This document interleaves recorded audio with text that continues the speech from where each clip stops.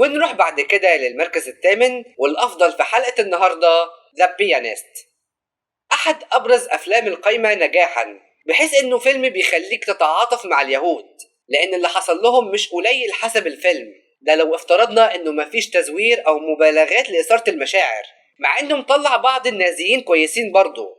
والفيلم متاخد من كتابة البولندي فلاديسلاف سبيلمان اللي بيمثله في الفيلم أدريان برودي، واللي كتب الكتاب بعد ما نجا من الهولوكوست بحاجة بسيطة، بحيث إن مشاعره وأحاسيسه ما اتغيرتش كتير، مما خلى الفيلم واقعي. وعزز لده رومان بولانسكي مخرج وكاتب الفيلم، بحيث إنه بولندي برضه عاش الفترة دي ومعاناتها وهربوا أبوه بالعافية ساعتها. يعني الفيلم يعتبر واقعي جدا ويعيشك معاناة اليهود أيامها، وطبعا احنا كعرب المفروض نتعاطف معاهم مع اللي حصل فيهم كده، بس أيامها النساء والأطفال المساكين، بس مش هنتعاطف مع اللي احتلوا بلدنا وأذوا إخواتنا، مع إن اللي بيحصل لإخواتنا أسوأ بكتير من اللي موجود في الفيلم. والمشكلة الأكبر بإنه في سكوت غريب من العالم، بينما ظرف الدموع ما بيحصلش غير في الأفلام اللي زي كده بس.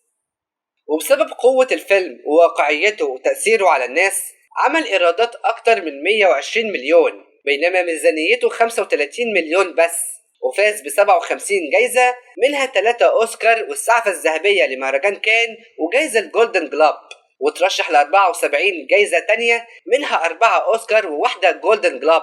وأغلب الجوائز دي لأدريان برودي اللي يعتبر أصغر ممثل في التاريخ يفوز بالأوسكار، بسبب انه قبل الفيلم خسر او باع كل حاجة بيحبها، وخسر حبيبته او حاجة زي كده علشان يحس باليأس والاحباط، وقدر يوصل الاحساس ده في الفيلم اللي بسببها اتنقل لحتة تانية خالص. وطبعا القائمين على فيلم ذا ثين ريد لاين ندموا ندم عمرهم، مش قادر اتخيل ردة فعلهم لما شافوه في الفيلم ده بصراحة.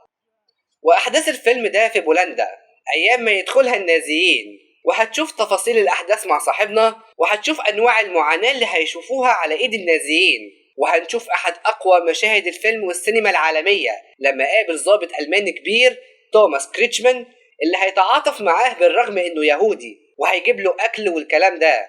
ولا نهاية الفيلم المؤثرة جدا، وطبعا اللي شافوا الفيلم فاهمين قصدي. والفيلم له مقالات وفيديوهات عربية كتيرة بتتكلم عنه، وأغلبها مدح، بس الكل متجاهل حتة إن الأفلام اللي من العينة دي بتخلي الغرب يتعاطف مع اليهود وتشيطنا إحنا العرب، بالرغم إننا مش طرف في الفيلم أصلا، بس بسبب إننا بنعادي اليهود بقينا شياطين في نظرهم، معاديين للسامية. فبلاش نمتدح قوي في الفيلم، مش مستاهلة.